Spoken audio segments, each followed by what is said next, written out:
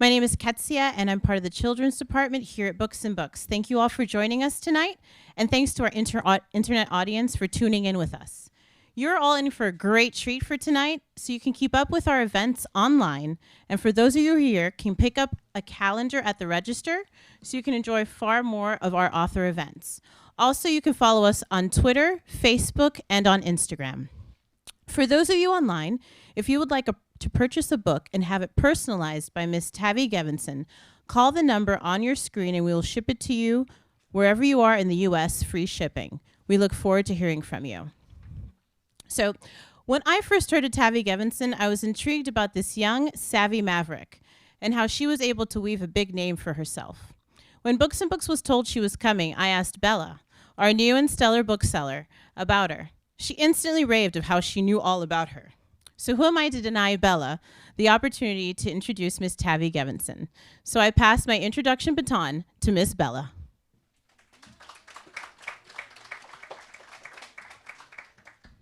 Hey everybody, I'm Bella. Welcome to Books and Books. Thanks for coming out tonight. This evening we're very excited to present Tavi Gevinson and her book, Rookie Yearbook 3.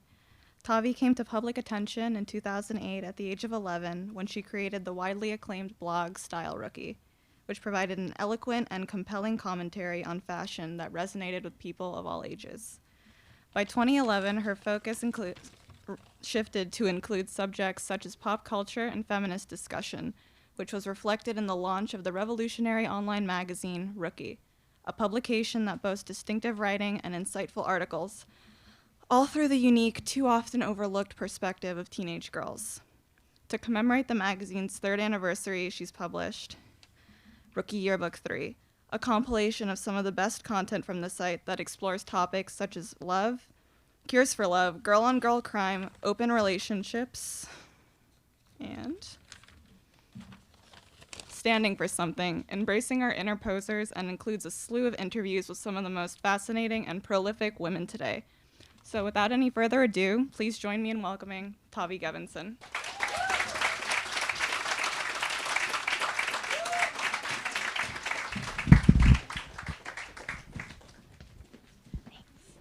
And your water's on the table.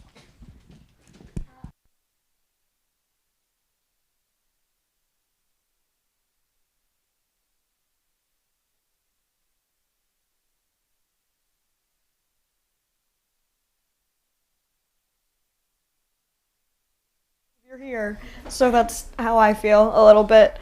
I also have 80 things with me, which is, I don't know why I'd be like, I need hand sanitizer. It's a book. It's fine. It's not dirty. Yeah, give me 1 second. Oh. A little bit lower. Oh. It doesn't show. Oh, right. I'm not. Got it. So yeah, I'm just gonna read a couple pieces from Yearbook 3. I guess the first one is my editor's letter from December of 2013. And the theme that month was forever. 1. A brief history of forever. Forever is the state exclusive to those between the ages of 13 and 17 in which one feels both eternally invincible and permanently trapped. When my parents were young, forever was expressed through promise rings, names carved into trees, and photographs you could hold in your hands. In the years since, forever has inspired many phrases and ideas popular among adolescents. Best friends forever, together forever, forever young. In more recent years, forever, with its cousins always and infinity, has dominated young adult literature, differentiated the internet from the more fleeting IRL, and one could argue, explained the popularity of the Galaxy print. Nothing lasts forever, of course, but nothing doesn't resonate with a teenager the way forever does, because, for better or worse, it's hard to imagine ever not feeling this way, being this person, having this life. I waited my whole life for forever. I started reading 17 at age 7 and regarded my camp counselors, babysitters, older sisters, my sister's friends, and my dad's high school students with more reverence and awe than I did any actual grown-up. And really, truly, my Forever didn't disappoint. It wasn't perfect, but therein lies its perfection. I've been lucky to come up in a time when there are enough teen movies that make high school's terribleness into something interesting at worst and beautiful at best, so even the darkest times were not lonely, but strangely magical. John Hughes said that one really key element of teendom is that it feels as good to feel bad as it does to feel good. So, really, I've had a solid run. Forever is not meant to be the best time of someone's life, but it is certainly the most forever-y. So I'm not sad because I think post-forever seems terrible. I'm sad because forever is remarkably peculiar, and I've enjoyed trying to understand why, and I will miss it. I've often worried that this ambition to understand my own teenage existence has lessened its sincerity, made my experiences too self-aware, but it's been the opposite. Chris Kraus writes in the book I Love Dick, which always gets a laugh, the Ramones give Needles and Pins the possibility of irony, but the irony doesn't undercut the song's emotion. It makes it stronger and more true. The self-awareness or irony, or whatever you want to call it, made it easier for me to appreciate the awful parts of Forever because I had the rose tint of nostalgia in real time. It granted me a sense of humor about even the most resentful teachers. I was careful not to hang out in the alley behind school often enough to find it redundant and oppressive. I let myself write bad poetry and diary entries because I knew they'd at least be funny to look back on. Of course, the idea of a time when I'd ever be looking back was nebulous to the point of being unimaginable, because forever, always, infinity, etc. Technically, I still have quite a bit of forever left. I won't be a legal adult until April. According to science, adolescence now lasts until age 25. If we use high school as a timeline, I have 6 months left. But because my friends have already graduated, because I'm in the midst of planning my future, because I feel like I hold more memories of who I have been than an understanding of who I am now, I say with certainty that my own personal forever is over, and I'm terrified. 2. A theory of forever's remarkable peculiarity. Forever is when you have the height and width of a miniature person with the density of an alpha person. Forever is when you're a human cartoon with every vein and skin cell as exaggerated as Minnie Mouse's gloves. Forever is when you experience all kinds of things for the first time, as do your hormones, which will never again be this crazed, never again experience things as either so bleak or so technicolor. Forever is when your brain is still developing, so everything sticks like a lot.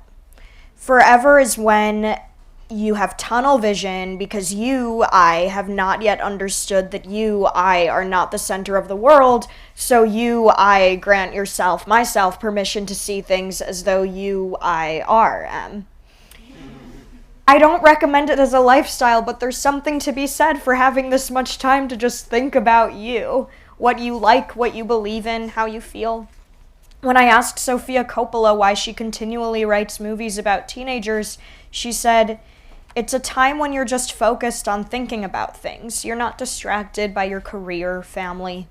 I always like characters that are in the midst of a transition and trying to find their place in the world. That is the most heightened when you're a teenager, but I definitely like it at the different stages of life." 3. Different stages of life. Like Sophia said, forever is not the only time a person is transitioning, finding their place in the world, finding their identity. Forever is not the only time in which a person feels things strongly, or for the first time, or in a way that is central to their forming who they are. It's maybe a crazy concentration of that time, but that doesn't mean it's a great time. Sometimes the awful parts are beautiful, but sometimes they're actually just awful.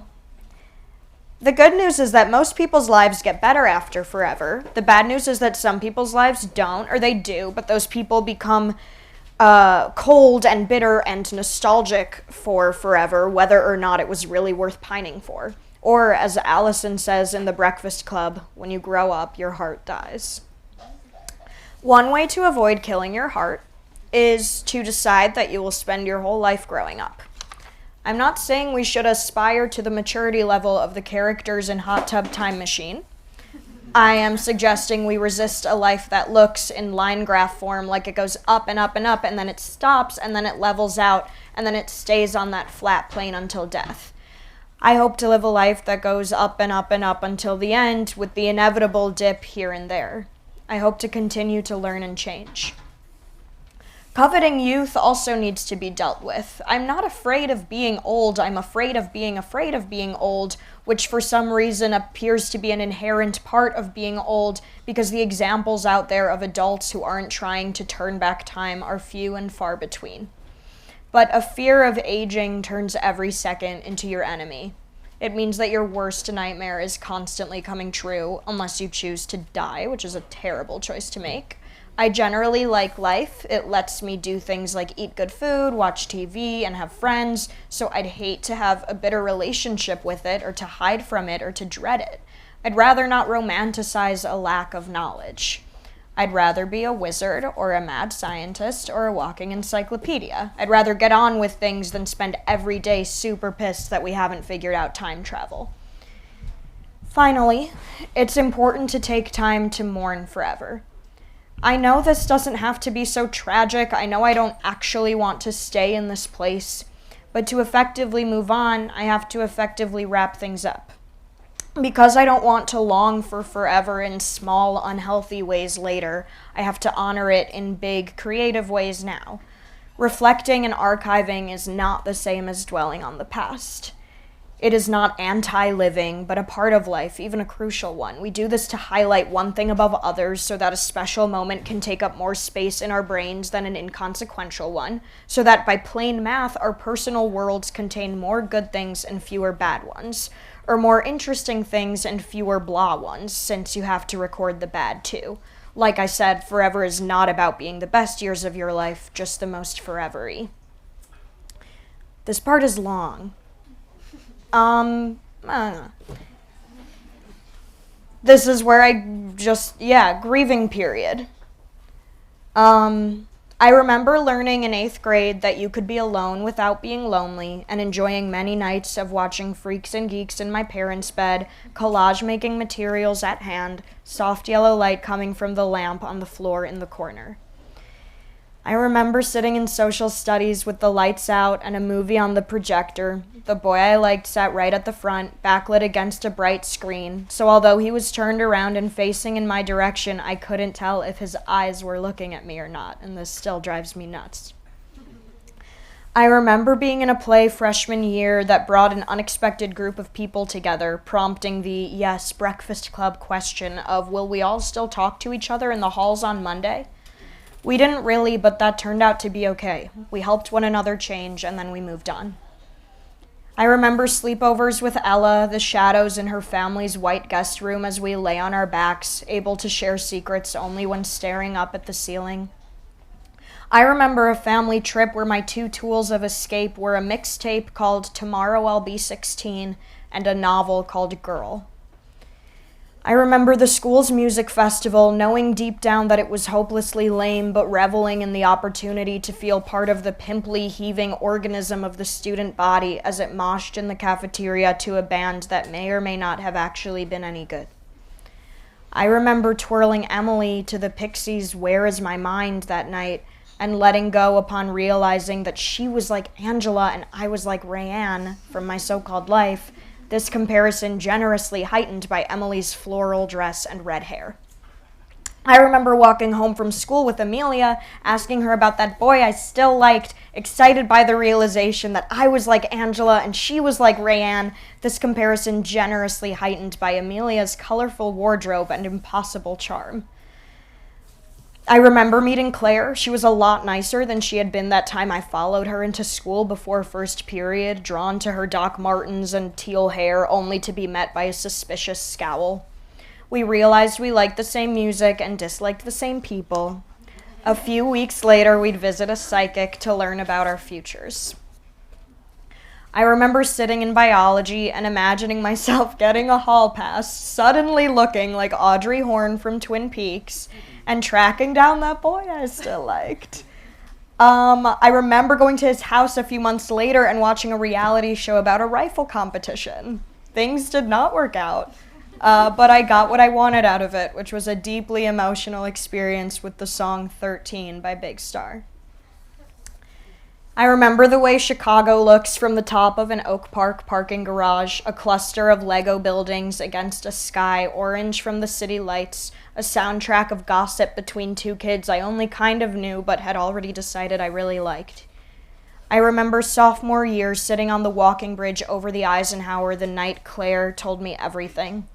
An elderly man went by one way and smiled, and on his way back stopped in front of us and said, "If I don't see you again, I hope you have a happy rest of your lives." I remember liking a new boy and thinking he liked me too, and then he didn't, and I decided that this was better because now I could listen to Heart and Carole King records and light candles and gaze out my window and feel sorry for myself. Why is it all about... This is so sad. I'm like, it's okay, I had music. Things got better. That's later. I remember my 16th birthday, dancing to my favorite songs with my new friends under the pink balloons and silver stars that clouded our dining room, eating waffles made of cake batter, and then taking a communal clothed bath at Claire's, my friend Claire's house, not Claire's the accessories store. We fell asleep in a pile and woke up dreading the walk home because even though it was a beautiful spring day, it meant the night was over.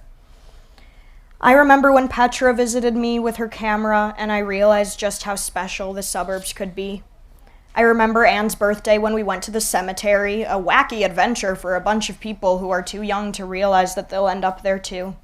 Most of us chickened out and went to the strip mall across the street. Claire claimed they saw a ghost inside the graveyard. We then went to an elementary school playground and were promptly asked to leave. I remember junior year liking a new boy and changing my hallway route so that it would coincide with his, and it never did because, as I'd later find out, he was trying to do the same.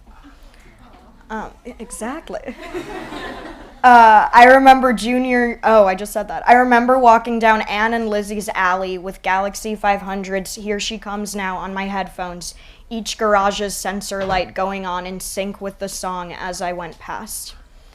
I remember the New Year's Eve when I finally officially met that new boy I liked, looking for him at a dank basement show we were all at, the room filled with red light and cigarette smoke that followed me through a narrow hallway and turned it into a tunnel of love.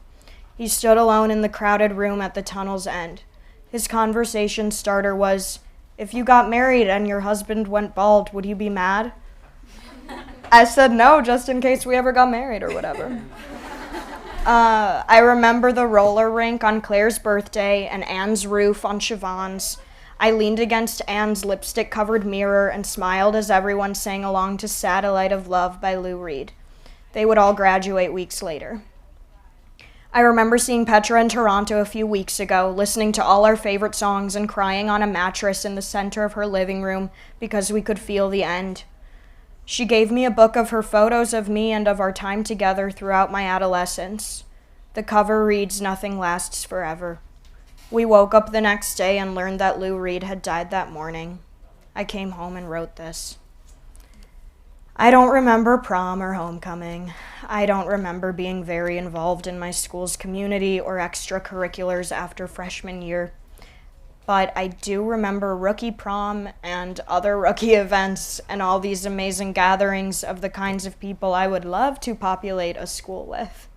I remember getting to watch them all meet and bond, asking two girls how long they'd been friends, and them answering, "Just now, right here."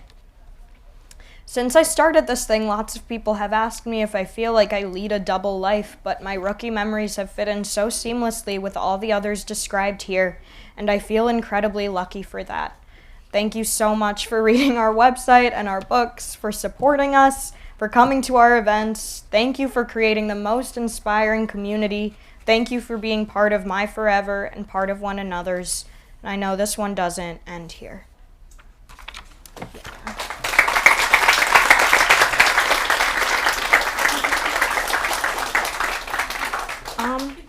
That one was really long, and I don't know how we're doing on time, so maybe we'll just go into questions and answers if anyone has questions.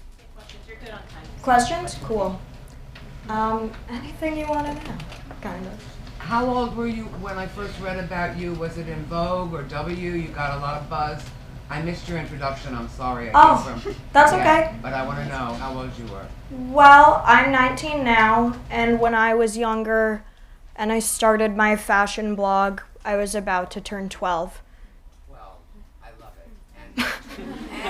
And I can't sing your praises loud enough because it was so worth it to come here. Thank you. I love it. I'm so glad. I love Thank how you. you're set up. Like, it is a following, a blog, and supporting you with the people that are selling. Are those your clothes? Are those your designs?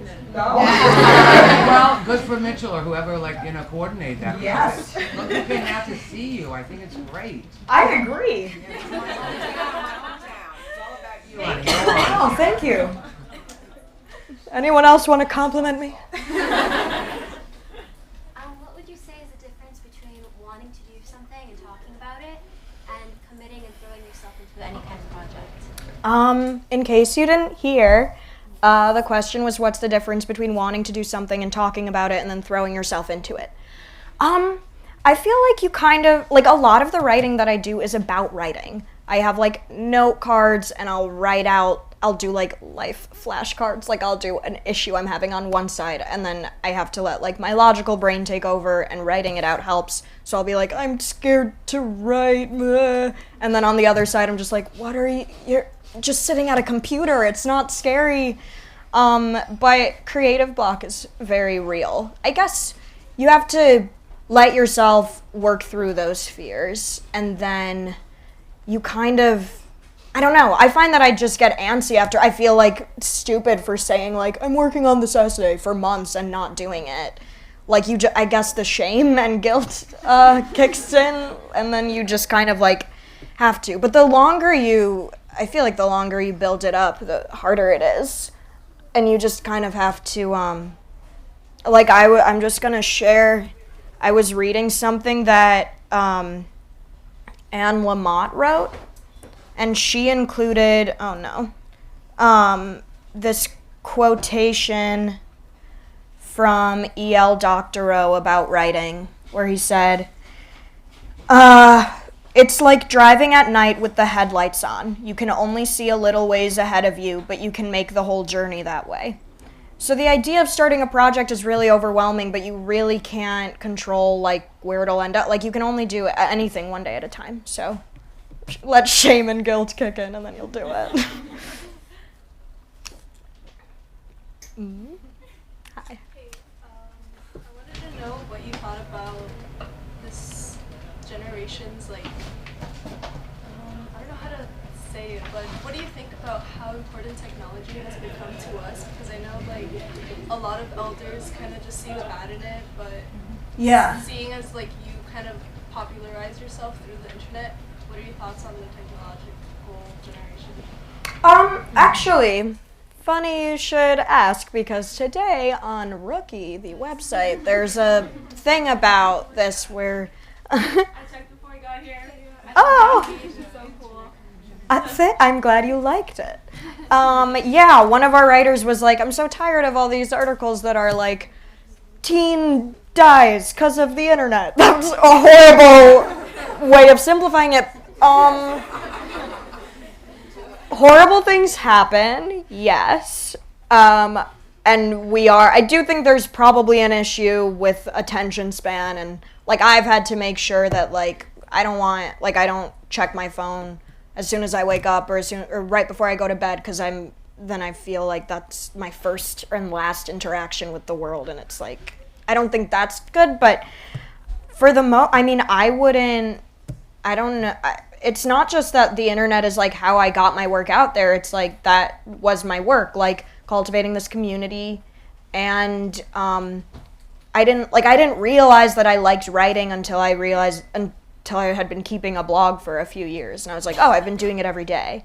So I just think having that access to be able to learn about the world and about art, and to do kind of creative exercises regularly, and taking away some of that buildup. I just think it's how you use it. Food can be really bad for you if you don't eat healthily. I don't know. So I find it frustrating and I also, aside from just the way that I think it personally can be good to use the internet. I also think that it educates a lot of people about, like, just in the past few years, I feel like a real shift has happened in social consciousness and, like, mainstream culture, whereas before it felt like maybe something like when I started Rookie, feminism still felt like a dirty word, and now pop stars use it and talk about how important it is, and I feel like there's something that it's cool that there can be like a round table on BuzzFeed about like a TV show, and then like the people who make the TV show read it. Like, I just think it's great that all of that is opened up. So I could go on, but thank you for your question. I want to jump in again and ask you, when you write, do you talk it in and then go back, or because I've been talking out loud to my Surrey phone, and then I go back on voice memo, and I go back, and it twits my, the attention deficit and the senior citizen moments. But I'm wondering, like, but you sit at a computer and you write. That's what you do? Sometimes if I have like a random idea, I will just say it into but I usually put it in my notes app. Yeah. Do you have a journal that you keep every day? I used to, and now I find that it's too stressful to put things in a book and feel like it's a document. So I just have note cards. So do you keep track of everything on your computer? Yes. I have all of my diaries from high school, like all of that was like just all of the like memories I was talking about. I have like this many journals from high school. But I don't know if it's the, like, I'm also like, I donate them to like the Met and like I mean, you're the buzz, you're the voice. You have like such a way, because you are so like down, like not boastfully. You're like the streams of consciousness and being so authentic, and it resonates. I'm filming it. I don't know how I'm going to come out, because my tagline is, it's never too late to have a happy childhood, and forever is one day at a time. Peace out. Thank you for all of that. Question over here. Yeah. Hi, Tavi. Hi. I'm graduating this Thursday from high school, and I wanted to ask you ask you for advice for like a graduating senior. Congratulations. I don't know. I feel like things get so much better. Just because you're not, I don't know. Like, I get sentimental because that's what the piece is about. The piece wasn't about being like, linoleum floors. But I will say, but like every day I'm like, I'm so glad I'm not by those linoleum floors. But advice, I don't know, because I have such a bizarre situation. Like, I live alone and I'm not going to college, and I guess the only thing is that, and I don't know what your plans are, but whatever like path feels right for you, you just kind of have to like take your time with it. And I think a lot of the time, like, we live our life according to like, well, and then pardon? Expectations, Right. You're like, I have to do this thing because that'll make me happy, because that's what you do when you're that age. Instead of being like, what are the things I'm already doing that make me happy, and how can I keep doing those and improve the other things? So I don't know if that helps at all, but I guess just because there's such a standard, especially in the United States, about how life happens, and I think it's important to know that, like, there's so many options. Yeah. Hi, my name's Anthony, and I think I'm representing the male community. Hey, there's what penis is. Piggybacking on what she said, first of all, let me just congratulate you on This Is Our Youth's Tony nomination. Thank you. Yeah, obviously that, but I definitely think you guys were snubbed for a lot more. I think you guys deserved a lot more than that. And these aren't really questions, but I think you and I might. This is kind of weird. If the rumors that I've heard are correct, I think that you and I are going to be classmates in a couple of months. And not only that, but since these aren't questions, I'm going to form this last sentence in a question. By doing upspeak? You mean at NYU? Yeah. Yeah, I'm not going anymore. You're not doing Atlantic either? I'm just not going. Oh, that breaks my heart. Okay. It's okay. I know, for a while... So many people were telling you that. Yeah, for a while I was going to, and I deferred and everything, and now it just... But I live in that neighborhood, and I pass it all the time, and I'm always like, should I go? So, I mean, maybe one day. I just wouldn't want to go until I could actually focus on the thing I'm spending so much money to do. Actually, I think I've thought of a question now. Are you thinking of doing any Broadway again anytime soon? I would love to, but not any time. I mean, that stuff is kind of like, take it as it comes, not in my hands. Gotcha. But yeah. Well, thank you. Thank you. Well, not to like undercut like what she was saying, because I think you're amazing, but like, you've talked about it before, like when people call you like a superhuman and like a genius, like, I don't know, like how does that like make you feel? Do you feel like the expectations are like too high? The expectations? Yeah. Oh yeah, I mean, it's really it's isolating. I mean, I am so thankful that I, like, from a young age have had like people who, like, are mostly on the same wavelength as me. And, like, I did a Q&A a couple months ago where I was, like, really nervous, and my dad was there, and he was like, but you just have to talk. Like, you're always just kind of, like, being yourself. You don't have to prepare, like... So I don't feel this, and this is, like, the double life thing. Like, I don't feel this, like, separation. Like, obviously, there's some separation, but I don't... I feel really lucky that I'm mostly able to do my thing, and if people say that, it's, like... That's just kind of the natural, like... Reaction. Well, that's a byproduct of, like, what... Like, the distance between... I don't know, that's just, like, when you read a book and you're like, this is the best book ever! Like, people just become hyperbolic, I don't know. So I guess it's expectations, but I also just don't... I feel like the worst thing is if you, like, try to live up to these things and you're so concerned about, like, staying relevant and keeping busy, and then the things aren't good because you didn't take the time. So I just want to, like, take my time. Thank you. Thank you. How did you come to be comfortable with the fact that something you created spoke for so many people? I guess it's because I don't really feel like I created it, like I started it, but there are, hundreds of people have written for it or contributed in some way, and I'm so stoked to be the person who, like, goes through and chooses what goes in the book and will, like, give notes on a piece and stuff like that. But I don't feel like I can take...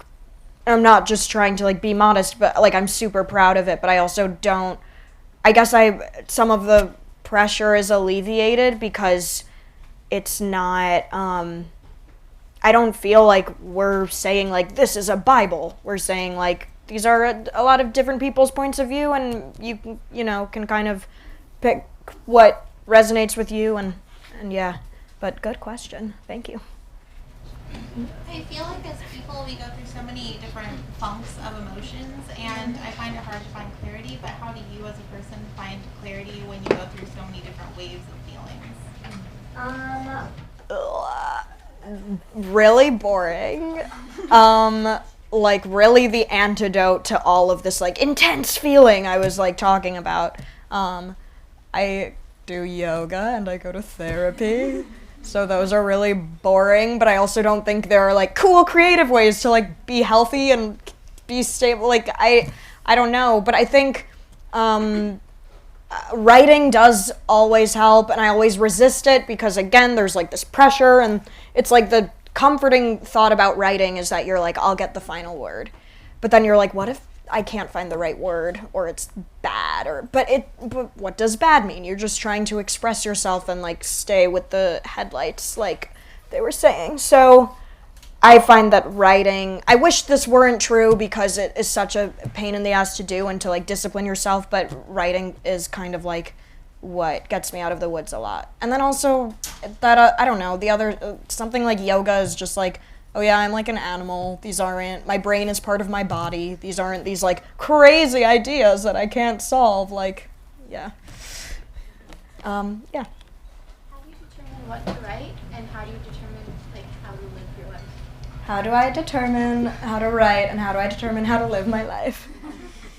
With writing, well, with the themes, I will try to build on that or build on what the other editors and myself were talking about when we thought of it. So Forever, I was just feeling that like really nostalgic, like could see that the school year was gonna end, and we were kind of like, what's a word that captures that? We didn't want to do like nostalgia, but something like forever. It does come up in all those phrases of like best friends forever and stuff like that. And then I think some of it is just kind of taking from, like, I'll have a thought about a way to phrase something and put it in my notes app, and then later build on it or pick it back up. But I guess it's like whatever is bothering me at the time or whatever I feel like I need to kind of memorialize.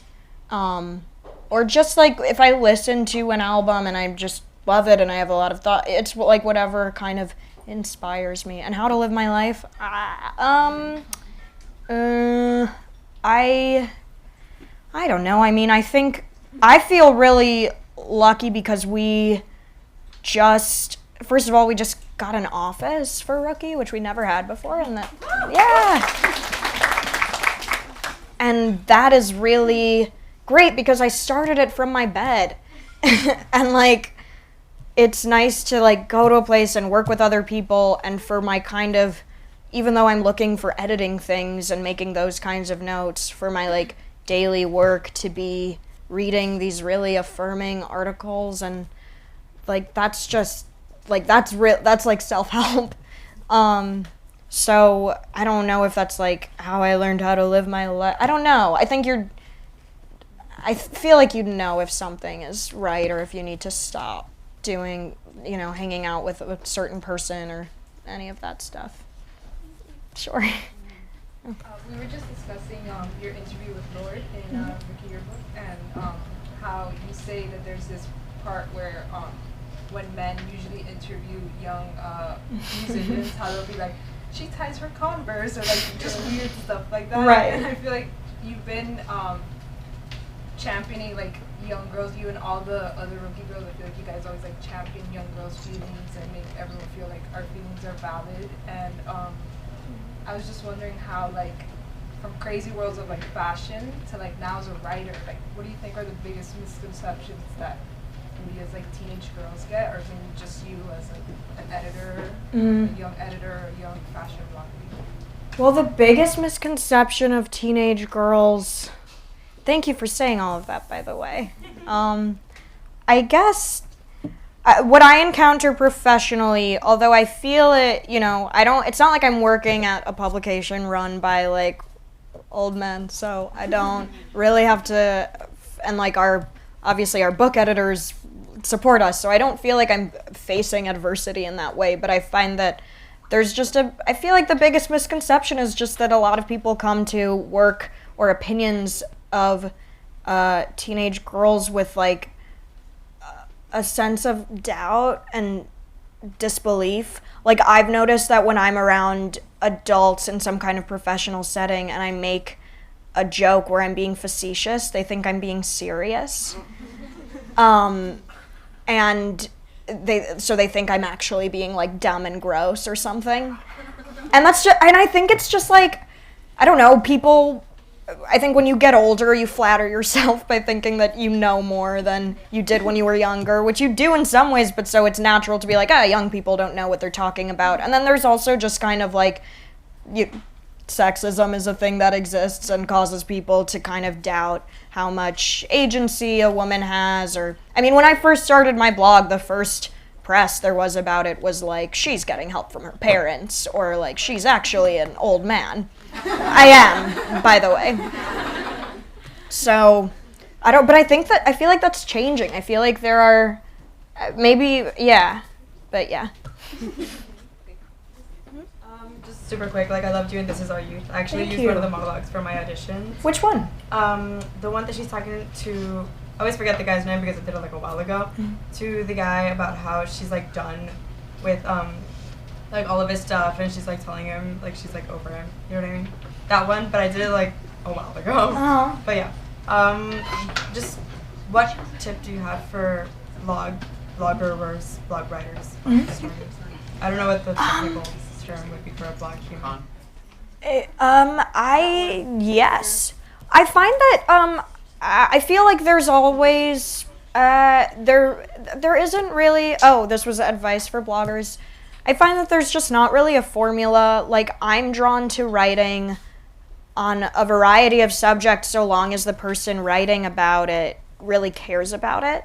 And you'll also have the most fun if you care about what you're writing about, because then I'll be like, oh, I had no clue that like this Eagles album was that interesting, but this person cares a lot and they have like a weird personal relationship to it, and that's fascinating. So I think, and that's also just the kind of stuff I'm drawn to. Like, I'm more inclined to read a personal essay than like a review of an Eagles album.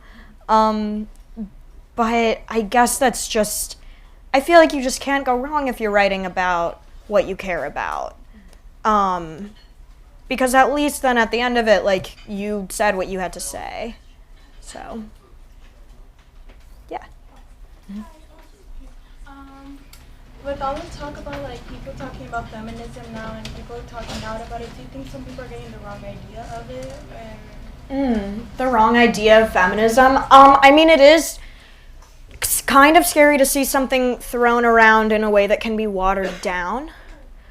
But I also feel like at least they're, maybe I have too low of like expectations, but I'm just like, at least they're using the word. Like, at least like Beyonce used feminist and not like girl power. Like, I feel like that alone is kind of is radical in a way. But I guess but that goes for like anything once it becomes kind of broad.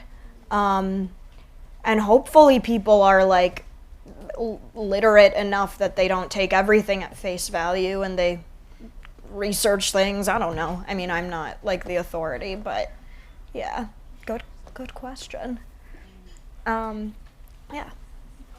What is your advice in finding like your own personal self-worth? Because like today, like kind of like finding out yourself or like valuing yourself could be kind of hard with like today's culture. So like, what's your advice on that? Self-worth.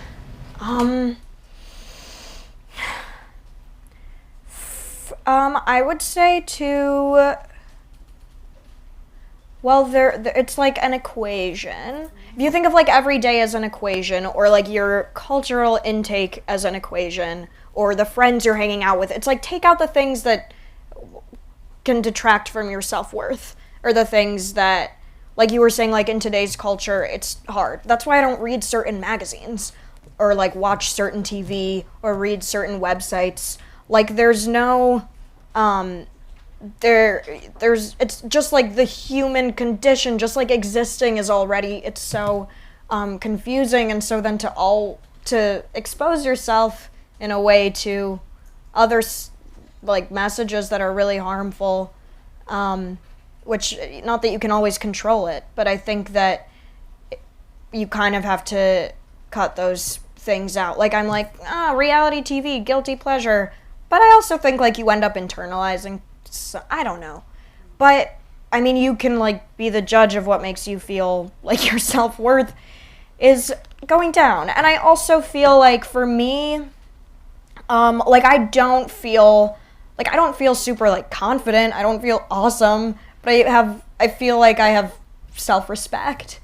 And I think for me, it's about making peace with the fact that like life is short, but like it's long. It's a long time to live with yourself. And so I don't think you're gonna feel like Beyonce every day. So if you can strive for like I try to strive for just like feeling okay. And then I think it eventually becomes self-respect because like you can spend so much time going inward and focusing on the wrong things about yourself and focusing on your flaws, and when you go outward and you're like, I'm going to learn about something, I'm going to go to this movie theater and focus on this movie and just watch this movie, you end up taking in a lot and you become genuinely more interested in the world and feeling more like you have a place in it. And then I think hopefully that like eventually becomes a sense of like self-worth. But it's hard. It's like it's like a daily struggle. But I guess also one thing that helps me is thinking about like I've had enough experiences where I look back and I'm like, I didn't do that thing just because I felt like I didn't deserve it or something, or like I held myself back because I felt like shy. Like I think I've experienced enough regret about that kind of thing that after a certain point you just I don't know, the fear of missing out on stuff outweighs the fear of like putting yourself out there or doing something and being bad at it. So I hope any of that is useful because I don't really know. Yeah. Man. So my question is, I just finished my first year of school in New York City, and I had a rough time adjusting, and I was wondering what's your experience like living in New York, like moving there, and how you've adjusted to the fact that like you're there and trying to move your career forward, and if that's like anxiety causing for you or anything. Anxiety, yeah. Where in New York do you live? In Brooklyn, I go to Pratt Institute. Oh, cool. Yeah. I guess New York is really, it can feel isolating even though you're surrounded by people. I think you have to just like find the spots that like eventually become your home. And in terms of anxiety, I know I said one day at a time and it's really cheesy, but there's literally no point in getting into these like what ifs about something that isn't right in front of you. Unless it's like paying taxes or like something you have to do. But you just can't, it's the headlights thing. Like you can't entertain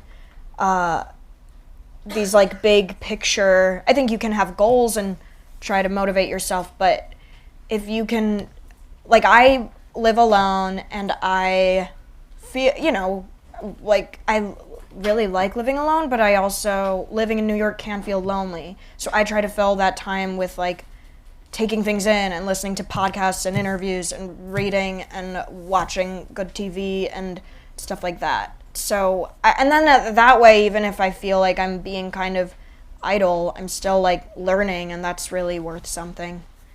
I hope that helps. Mm-hmm. Yes. Alright, now that you live in New York, I was wondering if you could talk about something that you don't like about the art world. Especially being so young and a female. Yeah, now that I'm in New York, things I don't like about the art world. I don't really feel like I'm a part of the art world, but I have a really close friend who is a contributor to Rookie named Petra Collins, who is amazing, and we lived together for 6 months, and she's really involved. And the biggest thing I noticed was that men hate her because she is younger than them, more talented, female, and at some point declined to sleep with them. So that's the thing and I really adore her because she has made all these spaces for other female artists to share their work, and I think supporting each other is really important. I listened to an interview with Marilyn Minter, and she was saying that when she since she was younger, when there were even fewer women in the art world, if she was like at another woman's show and she was like burning with jealousy because there can only be like one woman at a time, she would force herself to go over and congratulate her and be like, whatever you need, I'm here. And she was like, I wasn't doing this to be fake, but it's like, it's not enough to tell yourself like, don't be jealous. You have to like make it real and do the thing, and then eventually those become really supportive relationships and valuable friendships. So I guess that's what I've noticed, is that men get mad when women don't sleep with them. Just kidding, kind of. Yeah. Yeah. What was your experience like for This Is Our Youth, and how did you get started into acting? This Is Our Youth, for those who don't know, is a play I was in last summer at Steppenwolf in Chicago, and then this past August through January in New York. And it was an amazing experience. It was like, there were only 2 other people in the cast. We got so close. Like, you're in such a bubble, you're doing it 8 times a week. I mean, the craziest thing for me was just like, you spend all this time being such a nerd and like loving movies and loving plays and creating these fictional worlds around all of the albums you love. And then I felt like I moved to New York and I played a young woman who was young and confused in New York every night. And I just living in this weird, like, fictional in between. Not that I was like an obnoxious. It's so annoying when people talk about acting. It's not like I was like, I am her. Like, that's gross. But I also think, like, you can't deny what your body doesn't know that you're lying. So, like, I feel like I'm still, like, wearing a lot of her anxiety, and it was just so magical. And I got into acting. I did it when I was younger, like theater camp and in high school. And then once I kind of had the access to like send my writing to places or like ask for scripts, then I started doing that. So, yeah.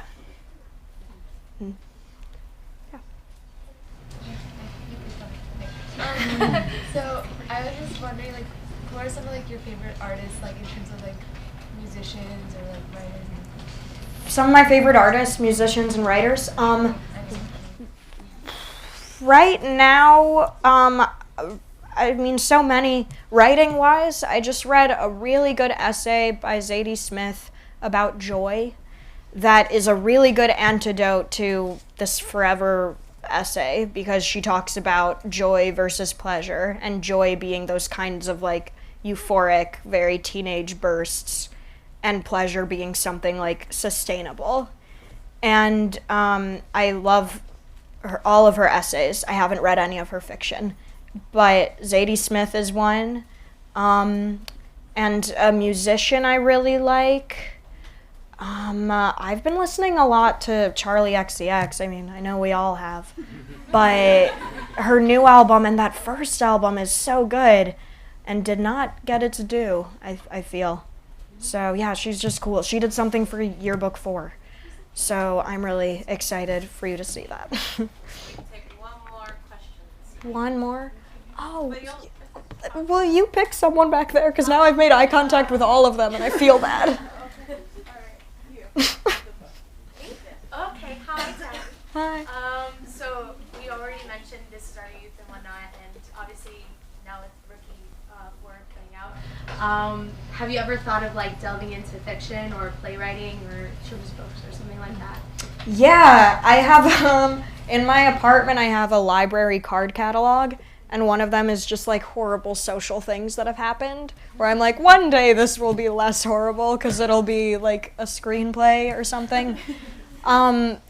But beyond just writing down horrible things that happened to me, I haven't like done any actual fiction writing, but I would love to try that. I would love to read it. Thank you. Are we signing now?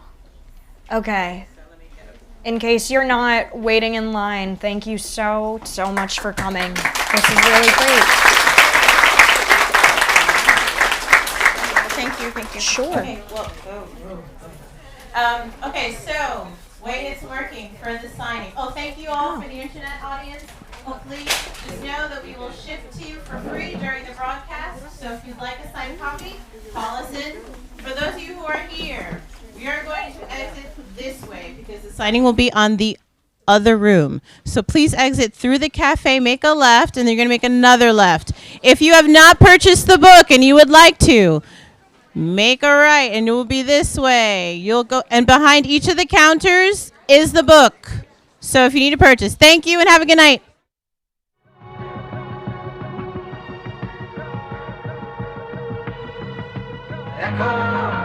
Years and mountains come.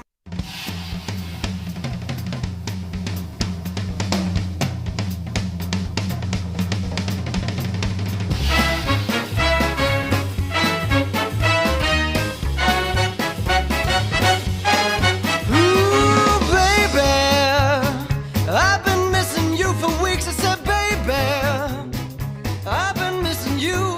I've been calling on the phone and wondering if you're home. So I'm gonna get the fast hop, skip and a jump down with you.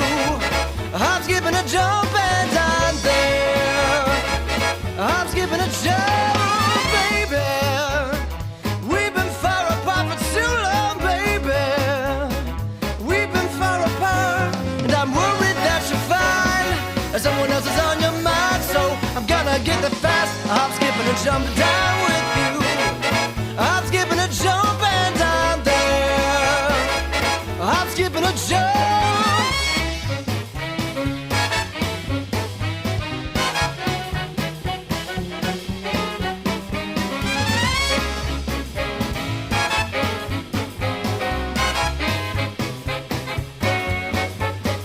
Please believe me when I say that I'm right on my way, and to show you that I care.